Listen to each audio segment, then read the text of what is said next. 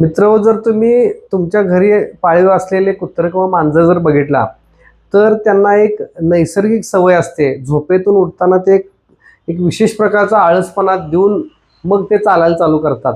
कारण त्यामुळे त्याचं बॉडी सर्क्युलेशन प्रॉपर होतं आणि स्नायू कुठेही आखडत नाहीत.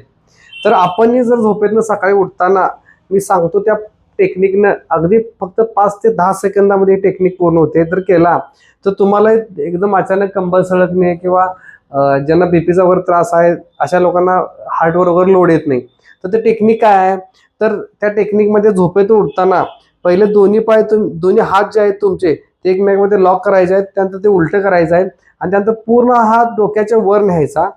मोठा श्वास घ्यायचा, हात वर दाबायचे, आपण कंबरपाठ वर येते आणि पंजे जे आहेत ते पूर्ण असं पुढे घ्यायचं आणि मोठा श्वास घ्यायचा, ताण दोन्हीकडे द्यायचा, सोडायचं. परत मोठा श्वास घ्यायचा, ताण वर आणि खाली दोन्हीकडे द्यायचा, 1-2 सेकंद थांबायचं, परत सोडायचं. असे 5 ते 10 सेकंदात फक्त एक 5 सेट केला आणि परत हात खाली घेतला तर तुम्हालाच ऊर्जा जाणवेल. जो थकवा एकदम उठल्यानंतर काही सेकंद जाणवतो तो पूर्ण नाहीसा होईल आणि तुम्हाला उत्तेजितही वाटेल. प्लस तुम्हाला कुठेही कंबर सरकणं किंवा ज्यांना बीपीचा वगैरे त्रास आहे त्यांच्या हार्टवर वगैरे लोड अजिबात येणार नाही आणि तुम्ही हेल्दी राहाल.